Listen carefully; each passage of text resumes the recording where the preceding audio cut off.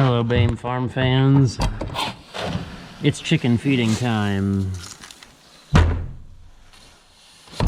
Yep, all 1,000 of them. Gotta get buckets filled out of the big box here. Now somebody's gonna wonder about that little red gravity wagon I bought, and I was gonna put a roof on it and put it out to chickens to hold feed out there. But you know what I'd still be doing? I'd be filling buckets out of that wagon. Not to mention, I'm sure feed would still manage to gain moisture even though I'd have a roof built over it. And I've been using the that wagon for other things. So we're still doing this. And I know the feed stays dry in this box in the barn. So I don't mix oyster shells in when I grind feed for some odd reason. I always just have a can there and I throw the oyster shells on top or in the bucket of feed. I could mix them in. I've got calcium mixed in with the feed already, but the oyster shells are grit. Of course, having them free range, especially on tilled areas, they definitely have easy opportunity to pick up rocks.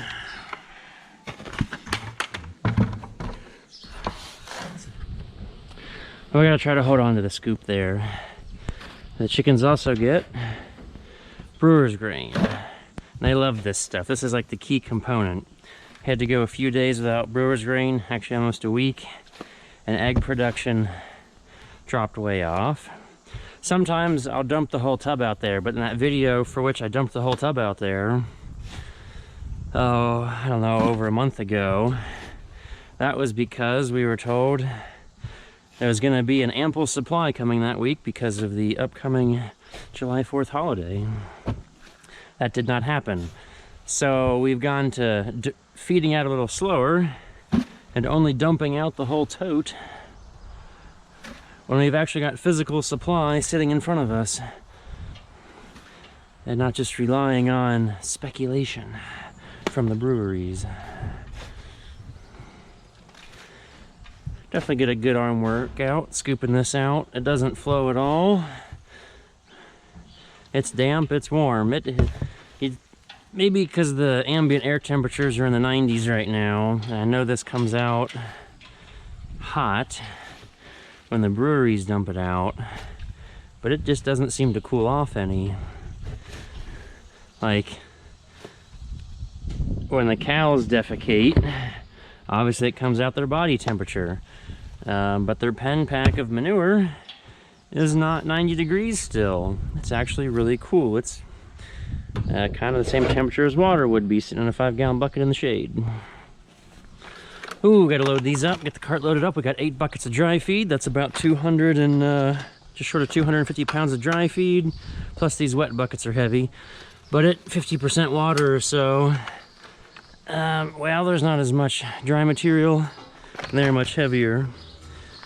And actually, these are like 4-gallon drywall buckets, not a full 5. Gotta take some water too. Let's get a hose. Hopefully the well has enough water this morning. We finally got to the point where we run the well out of water from watering the cows. I mean, the chickens use some.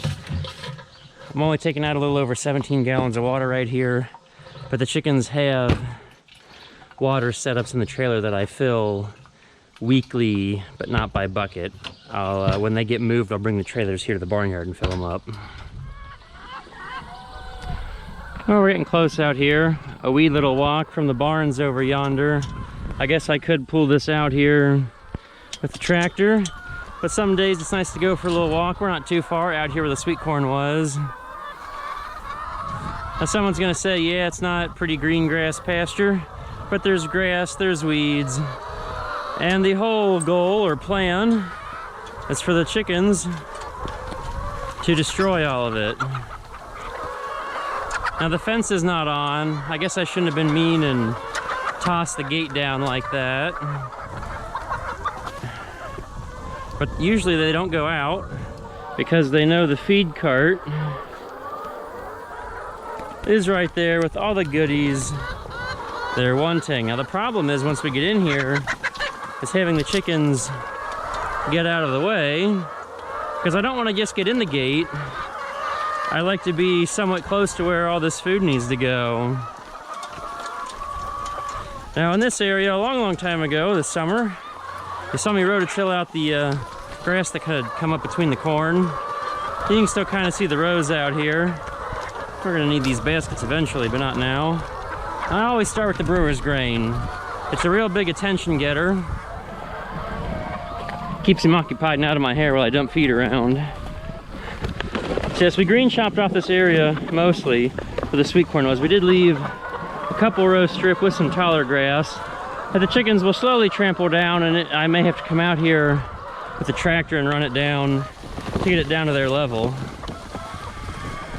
But what they really love out here is some of the bare exposed soil that they can scratch up and dust themselves. And well, I haven't found a good pothole yet, but I think there may be one spot right here. Yep, here's one going. No chickens are dusting themselves right now, but they can get plenty of dust for themselves.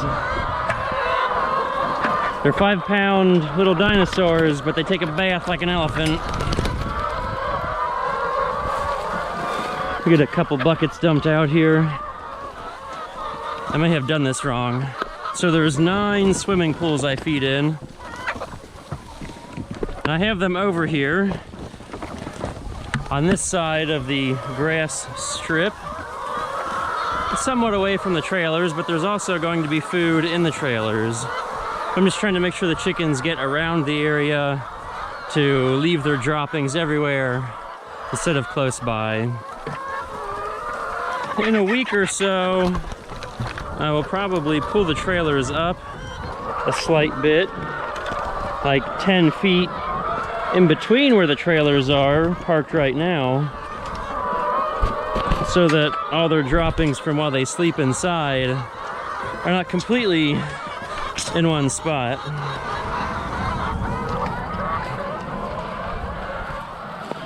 Okay, let's go inside.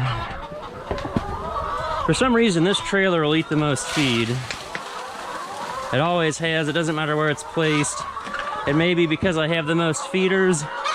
This trailer does sleep quite a few chickens, having all these roosting bars on the sides. And at night, this one fills up the best. Like, the chickens come all the way in the trailer, and they do not just park themselves by the door. Well, my twine broke. I have to remember some twine tomorrow. Some of the trailers have issues with the chickens getting right inside the door right here at night, and then not going in very far for some odd reason, which is a real pain for getting all the chickens inside and sleeping.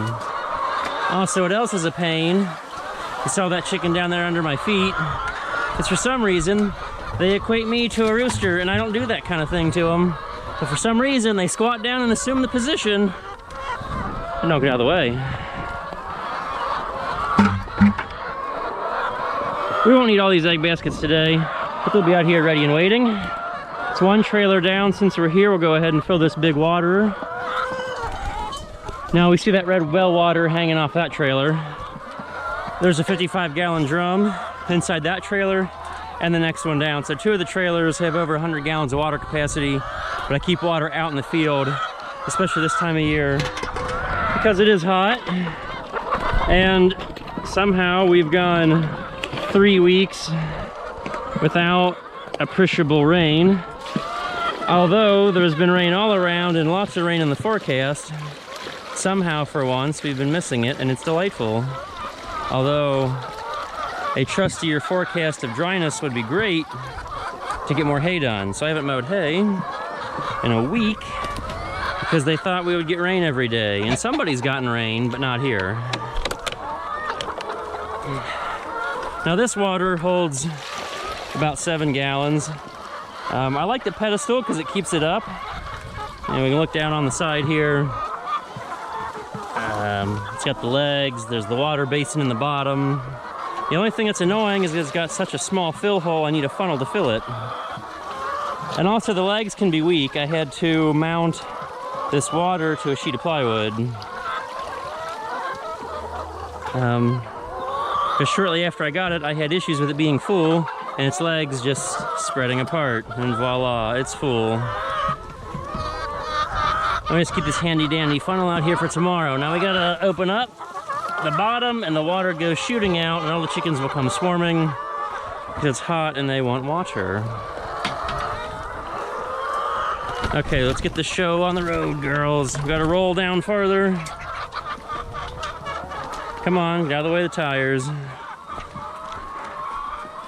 Like, you can see it now. It's, you know, middle of the day. But the chickens are parked here in the doorway. They can get in the sides, which will experience that while collecting eggs. So we're gonna walk in and put some feed in here. They get food in the trailers, food outside, food everywhere. 1,000 chickens eat as much grain as the cattle do right now. And well, we've got 25, 30 cattle. Granted, a larger portion of the cow's diet is forage. So, I mean, the chickens, majority of their nutrition comes from the grain. For the cattle, the grain is just a little bit of salad dressing on top. It's not meant to be a large portion of their diet. So it's like the opposite. The chickens can comprise 20% of their diet from greenery out here. Oh, stop for another waterer. This is a different style. Pull the cap, which you always got to keep track of these things. I've lost and broke a number of these caps, and they're not quite the same as a 2-liter bottle or anything else. So that can be really annoying. Come on. I know, I got all the goods. When you have 1,000 chickens, a few of them are bound to be curious or brave. They got a lot of competition with each other to get after food and everything else. Try to keep them very well fed. And really, that time when we ran out of Brewer's grain for a week, I more than replaced the Brewer's grain with dry feed, and they weren't cleaning up the dry feed. So it must be the moisture, or maybe they like the alcohol taste, or the hops, probably more the hops. Hopefully they got most of the alcohol out of their Brewer's grains, because that's the goal of the breweries, is the alcohol. Hey, look, another trailer. Let's grab a bucket of feed and go inside. There's that barrel of water. I filled that yesterday, so we're good for a few days. I put food in that wash basin now, but in the winter I will put ash from the furnace in there so the chickens have something to dust themselves in. There obviously isn't much dryness around here in the winter, it's all mud. So they greatly appreciate anything dry to bathe in. We'll go a few more feet, but we got some swimming pools over there we haven't dumped food in yet. Grab some Brewers. Dump and dump. And after the Brewer's grain, I'll put dry feed on top of this. Obviously here, in the heat of the day, when it's all sunny, they won't eat so much outside here. But right before dusk, they'll clean them out. Oh, we got another water, yet another one. This one came with one of the coops. I like it, but I don't. It seems that we're not having good flow, that the hole is plugged. So we're gonna reach down. This one has a float. There we go, there the water finally comes out. This is why I dislike, you know, complicated watering systems with clear plastic or somewhat translucent tanks. Because inevitably they grow algae, and the algae will plug things up.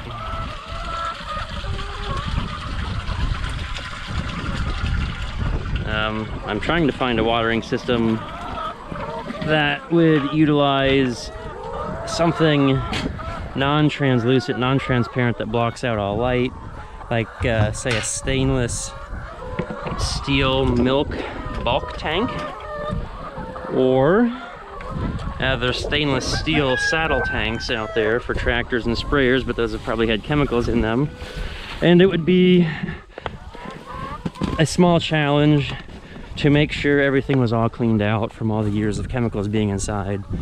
But that's the whole point of the stainless. That stainless will not absorb any of the chemicals, and it won't rust either.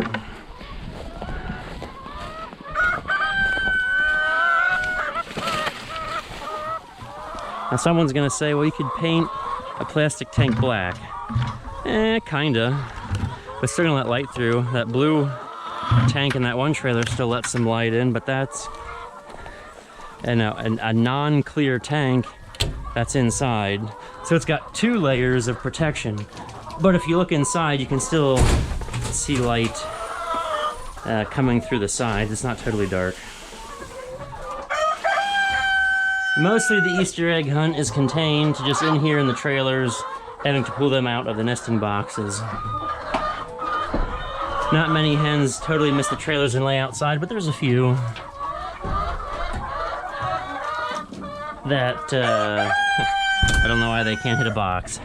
It may not help for the sheer fact that I have these sides open in the summer and there's not much protection along the boxes. If the boxes are there, the chickens want to feel safe, secure, and closed in. And they only have this on 4 sides and not a 5th one. They couldn't do a full 6, because if they did, well, how do chickens use a door? They have to have an opening. We'll get to the egg collection portion shortly. We got to keep dumping out feed. All the dry feed is gone, all the water is gone. Now the water is gone, we're not done with the dry feed. I still got to put the dry feed on the brewer's grain out here in the pools. Now I use the pools because lots of area access. It doesn't matter if they get rained on. I don't have to worry about the flow of feed out of them. And the sides are tall enough to keep the chickens from scratching anything out, but they're also short enough that the chickens can hop in. When there's various pasture chicken feeders, and they'll have a roof over them and they'll hold 5 gallons of feed, which is nice and all, but I'm sure at some point something will crack or water will get in, and they have limited access because they're only so big around. 20 inches is my guess. I'm not sure, but they're not going to have the area of access to feed like these swimming pools do. And not to mention when it rains, chickens seem to like moisture in their feed. I think that's where like the name laying mash comes from, because mash kind of sounds like you're mixing water in to the dry grain mix. One dry bucket left. Now I have chicken feeding set up as a once-a-day activity. I have enough feed to get them until tomorrow morning, and collect eggs once a day also.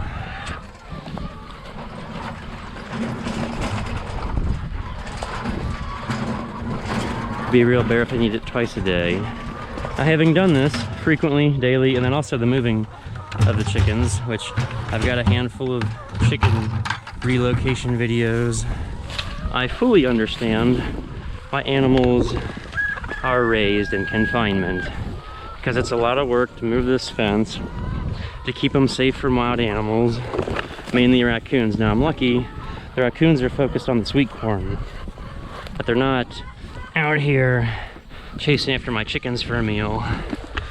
They're chowing down on corn on the cob at the moment, so that's nice for the summer. But then by the time we get to October, the corn's done and we're back to attacking the chickens.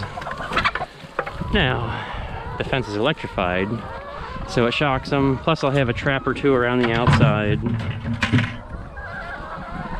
to collect any marauders and then permanently retire them. Ooh, pick up some of the mess here. That way we're ready to leave quick.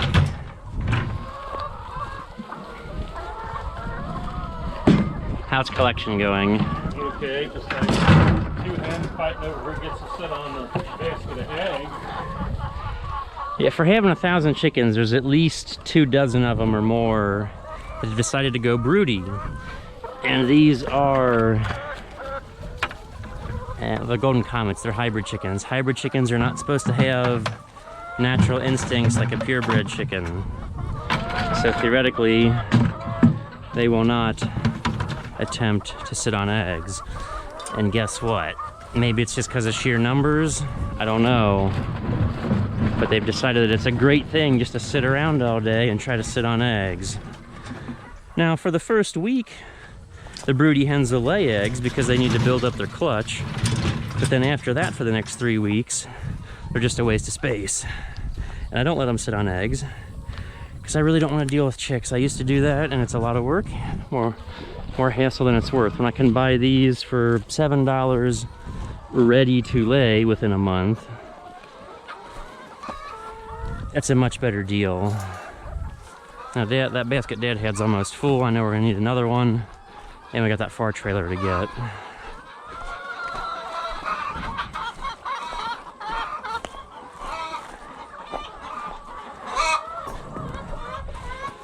Yeah, it's gonna take a few months return on investment. When you buy 1,000 chickens ready to lay, I said they're about $7 a piece. Well, you can do the math on that. Plus, obviously, there's feed going into them, which really helps that I mix my own feed. That keeps feed costs down greatly. If I had to buy the feed that I feed every day, if I'm close with that 250 pounds number, so that's 5 50-pound bags, which I've seen sell at Rural King. We're looking at like in the $10 to $12 range. 10 makes easy math. That's $50 in feed a day. Which means we need to collect at least 25 dozen. That's a $2 wholesale price. This one's cracked. I usually just recycle the eggs instantaneously because we get quite a few eggs that are cracked and plenty more than we can eat. So I will toss it towards that blue swimming pool over there. Maybe get close, we'll see who pays attention. Because I get tired of having a 3 dozen of cracked eggs in the house at all times. So we gotta collect at least 25 dozen to pay for feed if we were buying feed, but we're not. I'm mixing my own feed, which I figured comes in at half the cost or less of purchasing commercial bagged feed. Cecily's, we gotta figure out how to pay for these chickens based on a $7 value. Each chicken only has to lay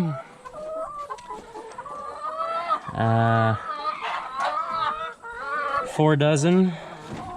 Okay, so 48 days, but if a chicken won't lay an egg every day, you theoretically would think it could and would, and it may for a time. Now please get out. Yeah, you're trying to sit on eggs, I know it. They got this look. The broody hens, they got her wings arched out and she's trying to puff up real big. Yeah, you have no business being in a nesting box right now because you're doing me no good.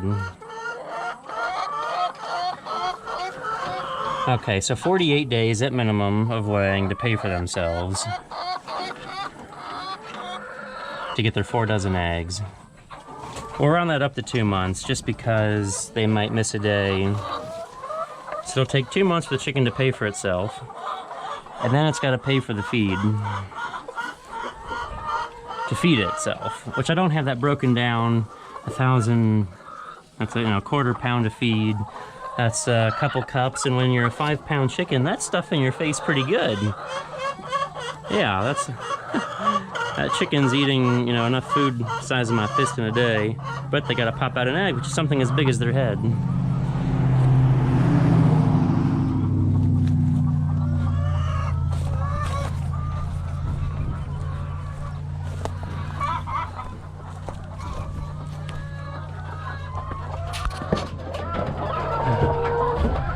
This is where all the broody hens are. For some reason they love it in here. This house trailer has the most chickens usually because of all the perches and the most nesting boxes.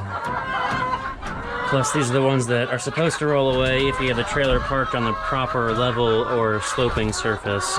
If not, it's a lot of work reaching in there, and sometimes you really make a lot of hens mad because sometimes I will just pull them out because I know you're up to no good. It looks like you've been pulling your feathers out. Your feathers are real rough. She's been trying to sit in a box quite a bit.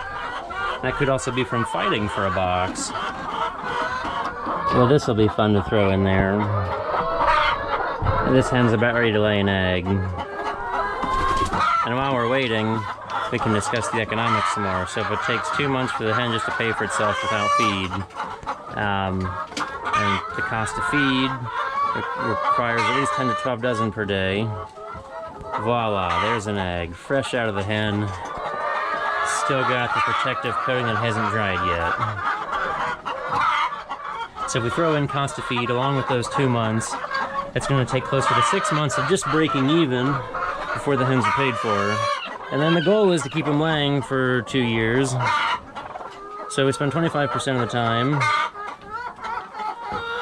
just paying the basic bills to have chickens here. That might be low estimates. So the good news is we're going to keep them laying. Now when we turn around and sell them, that covers some cost, and I've been able to sell them for $5 a piece when I'm done. However, I'm not going to have 1,000 chickens when I'm done. They're 5 pounds. They find ways to die. Maybe a raccoon will get them because they're free range. And voila, all of a sudden that number drops. Now, do I come out here and count every so often? No, but I know how many I started with and have a rough idea of how many have perished from, say, natural and unnatural causes, unfortunately. That's what they do. Living things try to not stay living. But we can't make money off of rocks. They're already dead.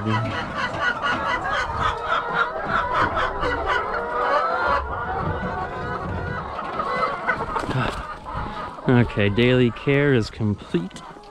We filled 1, 2, and there's another basket that Dad's coming out with. I don't have enough hands to carry 3 baskets. These are 10 dozen baskets. Oh wait, we filled a 4th one. Holy cow. So this one's not super full, but that puts us easily in the mid-30s for egg collection today. 30 dozen. Definitely more because we filled close to 4 of these, but not quite 40 dozen. Do your math on that. 40 times 12. It's quite a bit. It's 480 eggs. So, I mean, it's about a 50% lay. You can't expect every chicken to lay every day. And that's the joy of the free range aspect, is that I can't control everything. If they were in a barn, I could control light and everything else. And the light is the big factor. By controlling that, I can coerce the hens to lay more eggs more often. Obviously that wears them out faster, but that keeps them out of the sun and a nice tidy environment. But that's like kind of having them locked up in jail, but there's a lot of people who don't want to go outside anyways. So what's the difference?